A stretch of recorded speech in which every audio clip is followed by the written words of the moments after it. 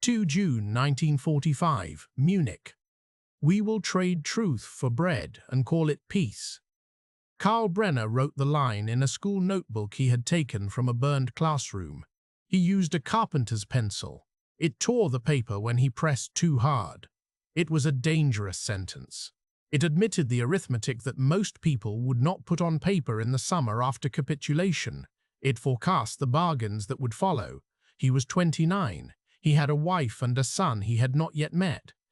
He moved through a city of ruins, where street names had lost their corners, and staircases ended in sky. The planes had shaved whole neighborhoods down to courtyards and cellars. Brick dust lived in the lungs. The sound of work replaced the sound of sirens. Women in scarves and men with splints carried stones to handcarts and pried mortar from bricks with knives and hammers. Trümmerfrauen became a word with rhythm and grit. In occupation reports from June, American officers noted organized rubble clearing details and civilian cooperation, especially among the women. The reports observed, but did not feel the heat of broken glass underfoot. Munich had surrendered to the US 7th Army on 30 April. The day before, Dachau had been liberated. The city's police headquarters had no functioning remand cells. The municipal registry had burned in 1944.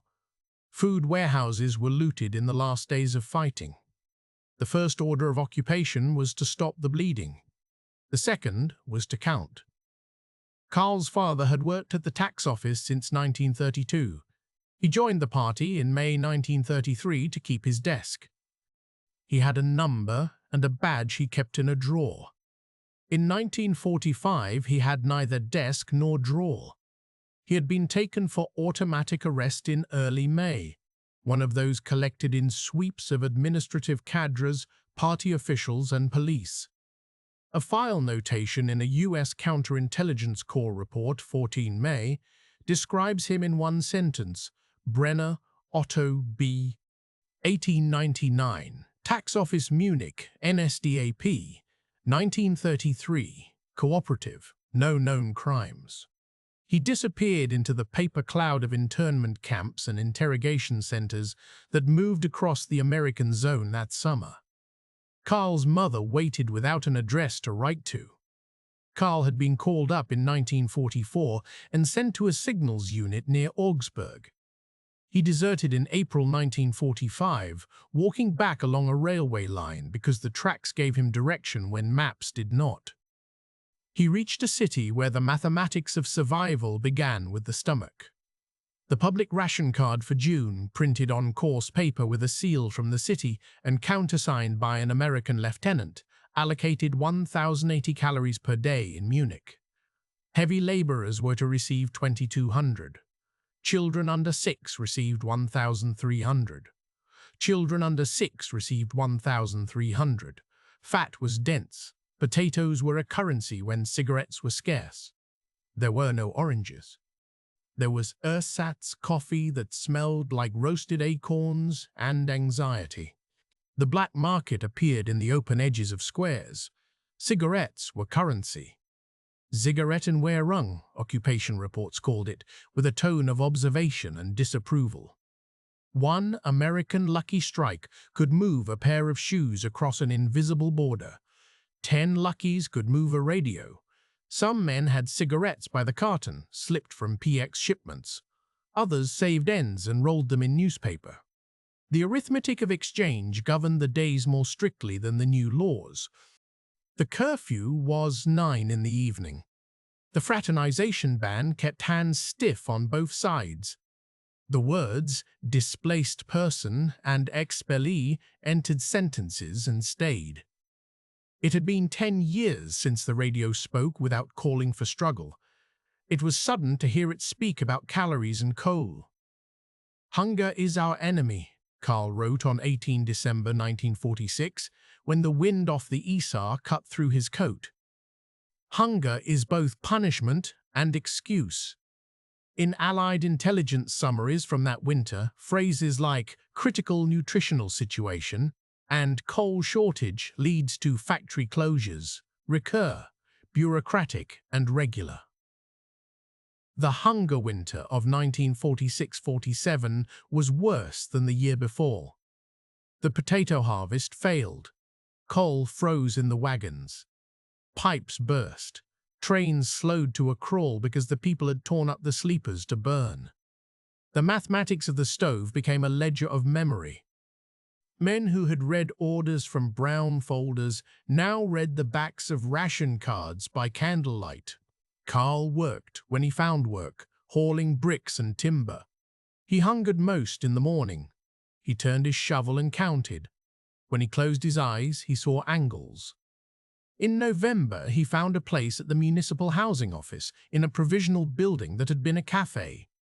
He sat at a desk of planks and took applications from people who had addresses and not enough rooms. In a Bund Deutsche Städte circular, 22 October 1946, the mayor's office set a formula: 1 person per 6 square meters, shed toilet, stove to be repaired by tenant. This was the arithmetic of walls and blankets. He wrote names and ages. He asked about relatives. He noted whether the applicant had been bombed out in 1944 or 1945, whether they were expelled from the East, whether they were returnees from internment, whether they were returnees from Russian captivity. He took these categories in and learned their weight. He put the numbers into ledgers. He began to think of justice as a set of columns. The first autumn brought the words Fragbogen and Spruchkammer. The machinery of denazification needed to sort, to reduce to categories the lived mess of 10 years. American officials had thought in 1944 that German society could be sifted like gravel through mesh. They created questions and assumed answers that would separate the rocks from the sand. The Fragbogen had 131 items. It wanted to know if applicants had joined the SA, the SS, the NSKK, the NSFK, the DAF, whether they had given money or time, whether they had been informers. It asked if they had attended Nuremberg rallies. It asked what they had read. It turned life into boxes. The Spruchkammer heard cases in rooms with bare walls and American MPs outside. The Spruchkammerrichter were German, often former lawyers and judges who had found a way to a new table. The categories were 5: Hauptschuldige, major offenders, Belastet offenders, Minderbelastet, lesser offenders, Mitläufer followers, Entlastet, exonerated. The words were a scale that would tilt as the months advanced. In the early hearings, a short time after the liberation of the camps, the tilt was towards severity. By the end of 1947, it leaned toward leniency. Stability began to outweigh thorough justice. The mathematics of guilt bore results that few could predict and many could exploit. In the US zone, 13.5 million Fragbogen were distributed. By 31 December 1947, roughly 3.6 million had been processed. Bundesarchiv records show that fewer than 1% were categorized as major offenders or offenders. The largest category by far became Mitläufer, the followers. A word that did not exist in that sense before 1945 became a refuge. It absorbed teachers, postal clerks, policemen, tax officials, factory foremen, and men like Karl's father, who said in his hearing that he only joined to keep food on the table, and then described the youth camps he had supervised without enthusiasm. The file for Otto Brenner's case, Spruchkammer München, 3 March 1947, runs to 13 pages. He is categorized as Minderbelasteter and required to pay a fine of 200 Reichsmarks. He begins a sentence in a labor camp near Landsberg and is released after 9 months for ill health. He returns to a city that has added dust to his lungs inside and out. The city needs him. It needs everyone who can count money, stamp forms, restore electricity, file taxes, lay track. The denazification machinery is complex and produces a moral product that can be turned into administrative staffing. The British and Americans begin to speak about functional necessity. The Cold War will soon make reliability the key adjective. The arithmetic of the new state needs men who know how to add. In Karl's office, faced with stacks of applications and too few rooms, the denazification category on the form becomes one variable among others. A mother with 2 children whose husband is missing in Russia, Mittelhofer, gets a room in Schwabing. A former municipal engineer, Entlasteter, is placed near his old work. An expelled family from Breslau, 10 people in all, is sent to a farm on the outskirts. There is a waiting list that flows beyond the last page of any ledger. There is no formula that anyone likes. There is only argument. "I was bombed out twice," one woman says. "We walked for 3 weeks," says an expellee from Königsberg, who holds a rusted key to a door he will not see again. Karl writes, he allocates, he listens to the tone of people when they say the words "they." There are too many "they." The expellees arrived in the western zones by the millions between 1945 and 1947. They came from Silesia, East Prussia, Pomerania, the Sudetenland. They came with nothing or with carts. They came after forced marches or hours on sidings. The locals called them Neubürger in official language and Pack in whispers. They brought dialects and anger. They brought a kind of suffering that competed with the suffering of the bombed. Tension grew in rooms with thin walls. In County Reports, Lower Bavaria, August 1946, there are continual conflicts between the local population and expellees, mostly about the distribution of housing and agricultural work. In the British zone, a district officer wrote, "The natives resent the newcomers' demands. The newcomers feel they are treated as intruders in what they take to be their own country." The arithmetic of scarce rooms and limited flour rations became the daily mathematics of resentment. Alongside these arrivals were those the occupiers called displaced persons. The words looked dull in black type. The reality at the edge of town had music and grief. Jewish survivors, Polish and Ukrainian forced laborers, Soviet POWs who did not want to go back to a country that might punish them for being captured, and men who were waiting for transport to somewhere called America, or sometimes Palestine, which to a German ear was an old Bible word that became a plan. They lived behind wire in former barracks, sometimes in former concentration camp facilities. At Feldafing, 30 kilometers from Munich, the US Army established the first all-Jewish DP camp in its zone in July 1945. The first months were chaotic. By autumn, there were clubs, schools, a Yiddish theater. The war ended and life pushed through in a new language. In the early months, US officers marched Germans through camps to see what had been done in their name. This is recorded in occupation reports with phrases like "civilian tour conducted, reactions mixed." In Weimar, on 14 April 1945, 1,000 civilians entered Buchenwald under escort.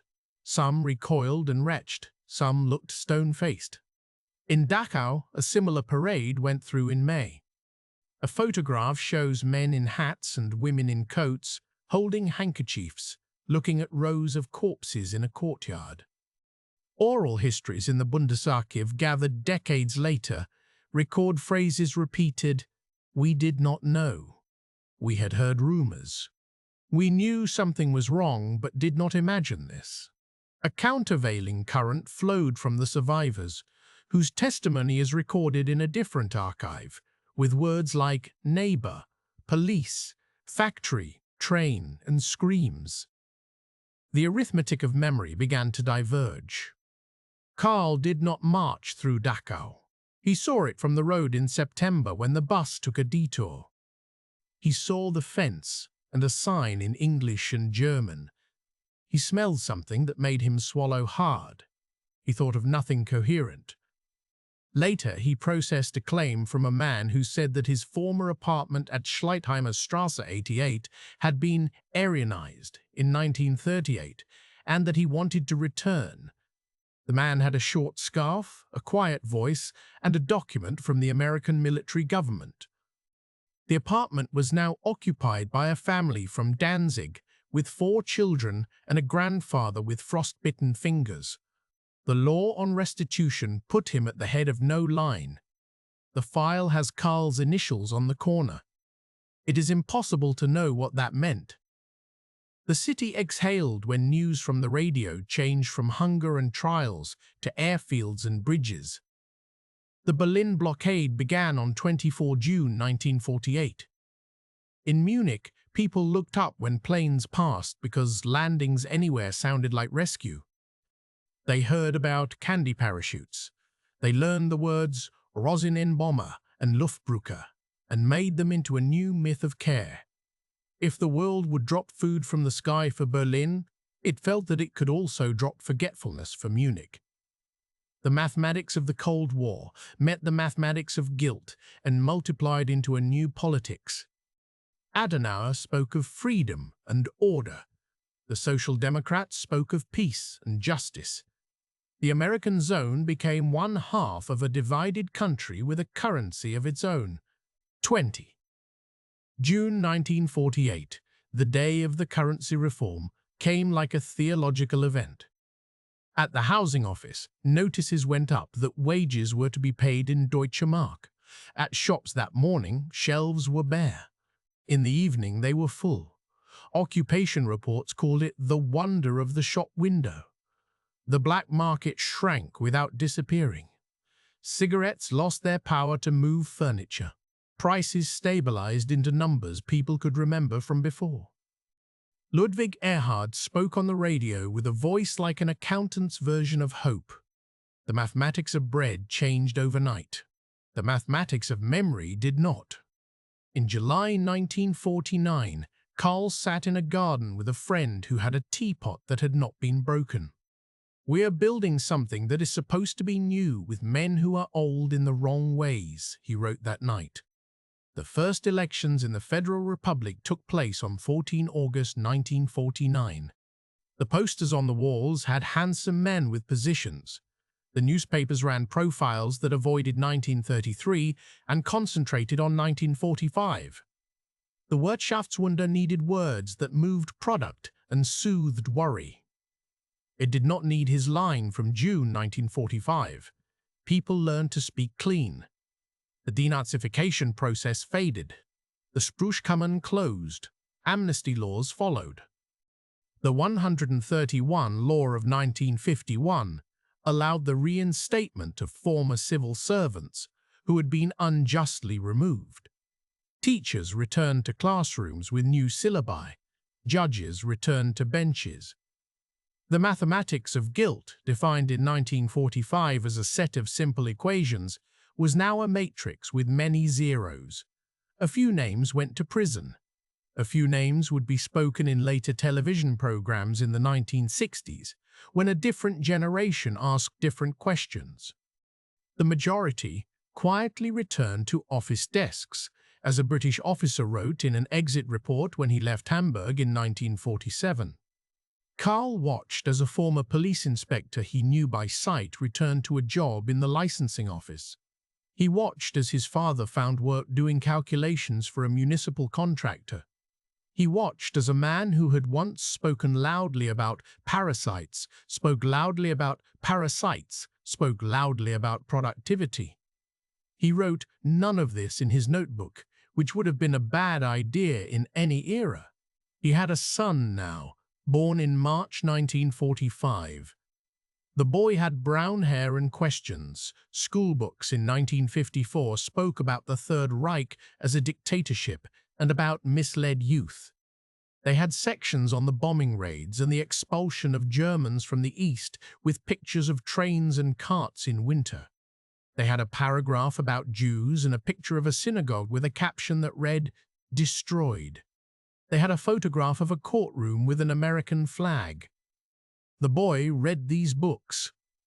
Karl looked at the pages and put them down. The arithmetic of suffering was being taught in a system that required absolution to function smoothly. This was not conspiracy. It was a kind of municipal common sense. Contact with the victims continued in quiet ways. A tailor on Karl's street returned in 1949 from a camp in the Allies zone in Bavaria to find a different name on his shop. He shared an entrance with a grocer who had kept the signage from 1942, rubbed down to wood. He reopened under his own name. The neighbors were careful in their words. "He is back," they said, without saying back from where. He made a suit for Karl in 1953 with cloth that came from a warehouse in Augsburg that was now run by an American company with a German manager. The lines of cause and effect grew long and fragile.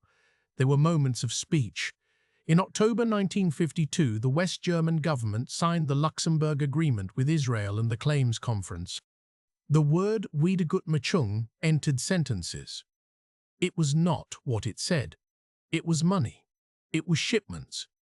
It was frames for windows, machines for factories, cash transfers to an idea of restitution. It caused anger. Street corner speakers complained that the nation would pay forever. Adenauer said, "The country should." The arithmetic of guilt now had accounts payable. Karl had moved up to a position where he signed off on the requisition of cement. He did not like the power. He preferred counting to deciding. He took an evening course in accounting because numbers soothed him and promised correctness even when the inputs were wrong. He took the tram in the mornings, reading the Süddeutsche Zeitung, and he took the tram home at dusk, his eyes following the new buildings as if they were a lottery of the possible. He walked past a memorial plaque near a former synagogue site with names like streets engraved in brass in a grid, and he stood still for a minute every time without understanding why. He seldom saw communists. He saw communism as headlines about Prague and Warsaw, as a shadow that held the East. He saw the refugees from Saxony in 1953 with new suitcases and the same accents. He saw the wall that was not yet built, but was already present in vocabulary. In an Allied intelligence summary from March 1951, an analyst wrote, "The German population demonstrates a strong desire for stability and material improvement. Political apathy is common. The past is avoided in conversation unless specific charges are made." The analyst could have asked Karl any question and received a precise answer about cement, not about Dachau. The analyst could have asked him about Spruchkammer files and received a list of categories. He would not have received the line from June 1945. The first time Karl attended a commemorative event was 9 November 1958. It was 20 years after a night that the newspapers now called Kristallnacht less and less and Reichspogromnacht more often. There was a wreath. There were speeches with phrases like "never again" and "lesson of history." There were men who had made careful careers in the interim. There was a rabbi with a gentle voice and a city official with a voice like boiled meat. There were photographs in the next day's paper of hands holding flowers. There was no mention of the woman who had moved into a Jewish family's apartment 3 days after the eviction in 1938 because she had been told that she was helping the state. That woman still lived on the second floor at Schleitheimer Straße, 88. She was an expellee now and sick. The mathematics of remembering had a new variable in the 1960s when television entered the living room and the voices of those who had been silent or silenced found microphones. Trials in Frankfurt put men with grey hair in glass boxes and used words like selection and gas on the evening news. Schoolbooks turned a page. Teachers altered tone. Students read leaflets. They asked parents questions in kitchens with new cabinets. Karl's son, now in an apprenticeship with Siemens, asked no questions because he saw his father's hands and thought of other things. Every family had its arithmetic. On 11 September 1959, a letter from the French Ministry of Reconstruction, addressed to the Munich Housing Office, requested technical documentation on post-war building methods for a study on urban revival. Karl attached a case file and wrote a covering note with his signature, now firm. The note included the phrase, "We have learned to calculate with scarcity." The words were accurate and could have been uttered anywhere in Europe. They were not dangerous. They left out the ghosts in the corners of rooms. He visited his father in 1962 at Christmas. The old man had a cough that cracked and a face that had collapsed toward its bones. He sat at the table that had been rescued from the old apartment before the air raid on 25 April 1944 and played patience. He did not speak of the years with a title. He did not speak of his hearing in 1947 except to complain about the food. He asked about the boy. He spoke about taxes with a kind of sadness that was almost love. Karl thought that his father had been born into the wrong century to know how to be good. He thought, and he wrote none of it. The Cold War narrowed the range of permissible questions and widened the range of permissible incomes. The Bundeswehr was created. The Soviet tanks entered Budapest in 1956 and Prague in 1968. Each time, public opinion in the West rallied around words like freedom and West. Karl's city hosted émigrés, conferences, festivals. There were protests at the university. There were men in suits making deals. There were bank windows that glowed at night like warm shelves. There were still the plaques, and now Stolperstein, that one tripped over with the eyes and sometimes with the foot. The arithmetic of stone and gold became public. In a Bundesarchiv oral history conducted in 1973, a woman who had been a Trümmerfrau said, "We lifted the stones and never spoke." In another, a former DP remembered, "I saw them looking down at the ground when they passed, and I thought, you cannot see me like this." In still another, a former denazification judge said, "We did what we could, and then we did what we had to." These sentences form a kind of fugue. The historian arranges them by date and theme. The city moves between them like a figure on a map. There is a photograph of Karl in 1979, standing in front of a newly finished office building, concrete and glass, with a clipboard in his hand, a smile that keeps to itself. He has the stance of a man who counts before he steps. He has learned to be proud without volume. He has learned to speak without adjectives. He has learned to choose prepositions carefully. He says, under the Nazis less and less and in, the time more and more. He says with caution and without certainty. He has a pension statement that reads like something earned fair and square. He has the notebook from June 1945 in the bottom drawer of a cupboard in a new apartment with a view of a courtyard that is clean. He takes it out in November 1989 when the television shows Berliners on a wall that is falling by hand. He reads his line and feels that the arithmetic of borders that set the tone of his adult life is dissolving. He reads headlines that use the words unity and burden. He thinks the wrong burden will be mentioned again and again, and the right burden will be quiet. He thinks the mathematics of guilt will be reinvented for another generation with different equations, and they will claim that they have solved it. A report on the economic integration of the East, 1992, runs through his hands in the office of a friend who knows he likes numbers. It is thick with tables and figures. It is full of truth that will not nourish anyone without work. He sets it down. He walks past a memorial service for the dead of a new xenophobic attack in a town whose name he had not known before. He hears the phrase, "never again," and tastes how it is used to mean, "not us." He writes again in the notebook on 9 May 1995, the 50th anniversary of the end of the war. The city has flags. The television has speeches. He writes, "Every anniversary is a ledger." We add columns of words to sudden entries. We subtract accusations. We carry over fear. He throws the pencil line of that thought against the paper and hears the sound that it made the first time. He writes slowly now. He has arthritis. He has learned to be careful with his own sentences. He thinks of the girls who carried stones in scarves and of a tailor.